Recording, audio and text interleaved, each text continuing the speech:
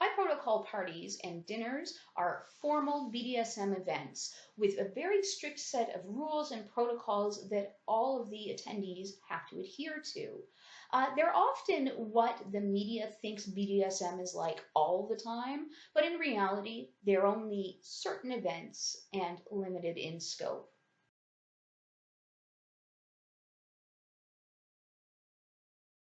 Hey guys, it's Morgan with BDSM Relationships and Education. Thank you very much for checking out this video. And if you haven't done so already, please don't forget to subscribe to my channel and like this video if you enjoy it. Don't forget to turn on your notifications as well because I am posting 3 videos per week. Usually it's going to be Monday, Wednesday, Friday, but I also like to post surprise videos every now and then and little extras. So make sure that you have your notifications turned on so that you don't miss any of those. So high protocol parties are meant to be fun. I mean, it's a party, it should be fun, or it's a dinner party, it should be fun. But they are also used to sort of reinforce that power dynamic between the dominant and the submissive, or the owner and the slave. And it does this with very formal behaviors and rules. So there's generally an emphasis on service and serving the dominants who are in attendance at the party. And the submissives and slaves are in service to either the house or their specific dominant. It also highlights that contrast of power between the two, but it also emphasizes respect and authority. And I think that that's a really important thing to remember. Just because I'm a dominant and I, have power over my partner doesn't mean that I don't respect him. That power exchange involves a lot of respect on both ends. So I like that a lot of these parties really emphasize that concept of respect and authority.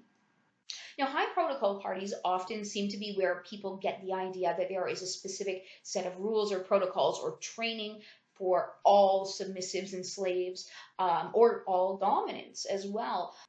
And they think that this is how we live our lives all the time. Like when I talk about being in a 24/7 relationship, people think that it's this very strict protocol play sort of thing. And it's not. Most of the protocols that you're going to find at a high protocol party apply only to the party. Personal protocols tend to be a little less rigid or formal. So my boy and I have one set of protocols for when we're at home, one set of protocols for when we are out in the general vanilla public, a set of protocols for when we are at kink parties.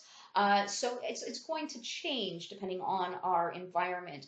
But if we attend a high protocol party, then by attending, we are agreeing to abide by the rules and protocols that the party host has decided on.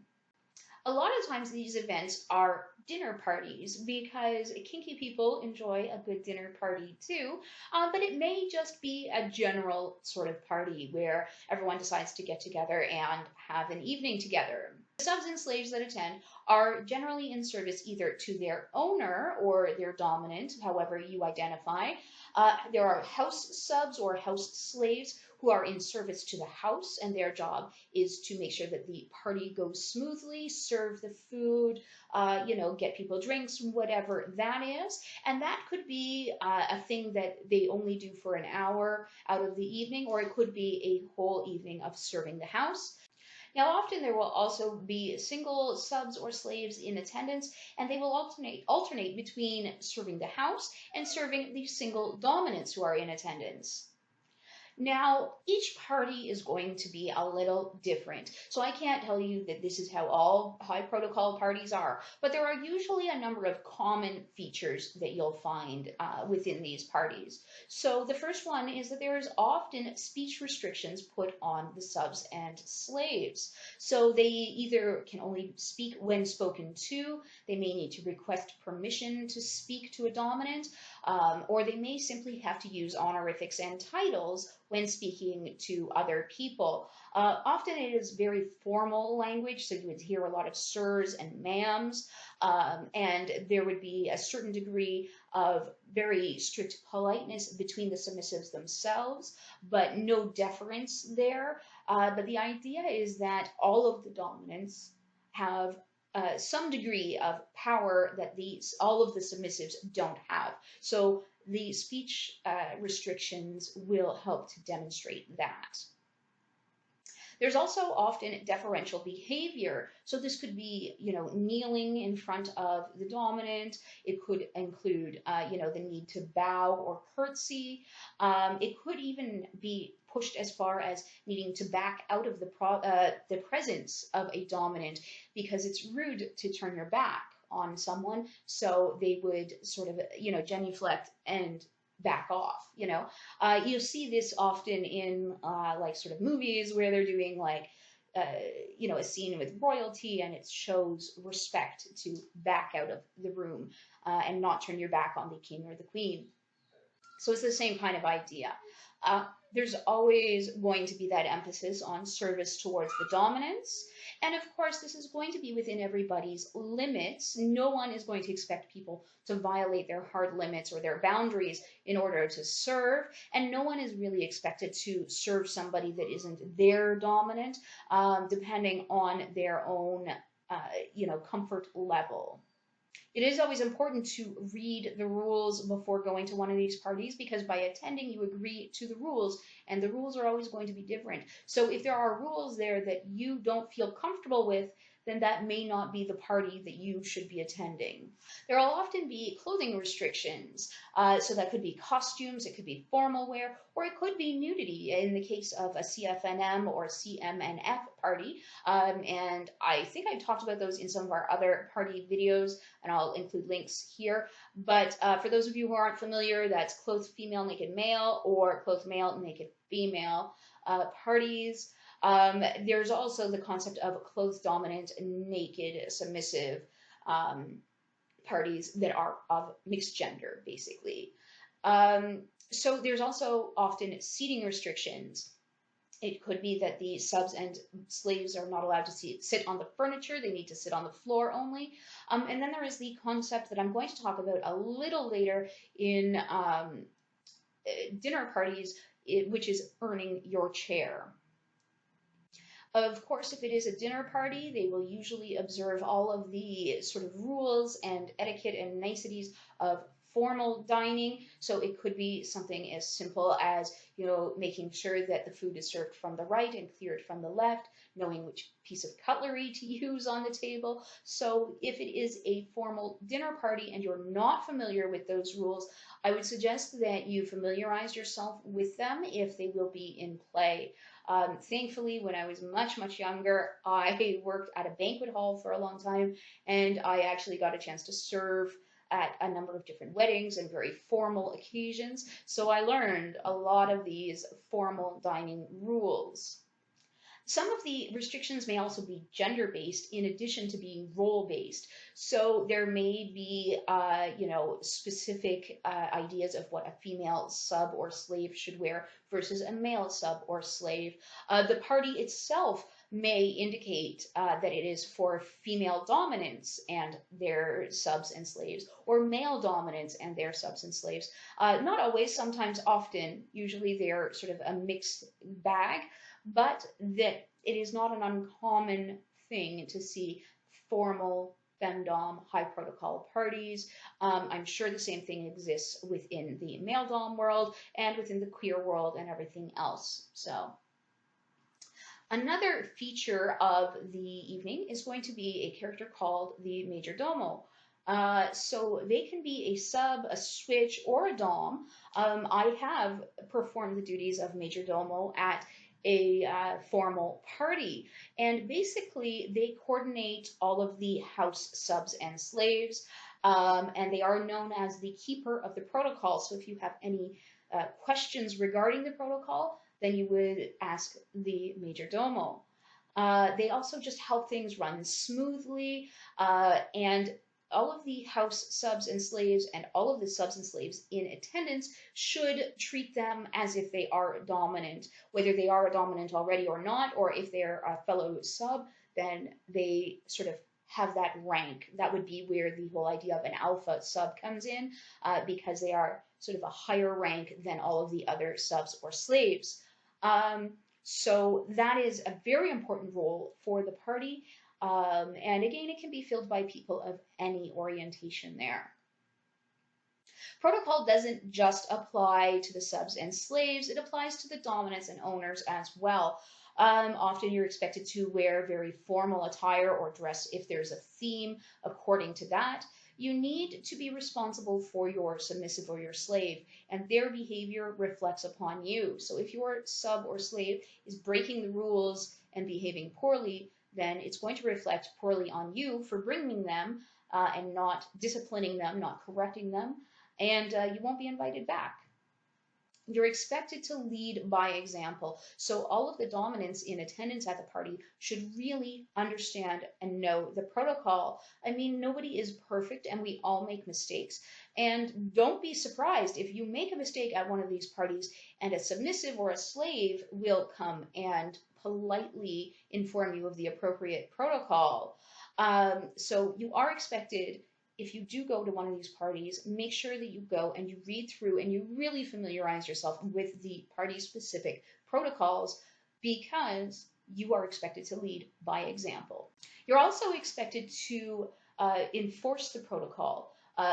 Obviously, the major domo is the keeper of the protocol, but if you see accidents or, just breaches of protocol, it is your job to usually, and check with the rules of the party, but it's usually your job as a dominant to correct whoever is making that mistake. Now, it shouldn't be, oh, you're going to be punished and you're worthless and blah, blah, blah. That is not it. That is a play thing. It's not a formal thing, but it should be a very polite correction, but it should be delivered. And if you are uncomfortable delivering a correction, then you should bring it to the attention of the major domo.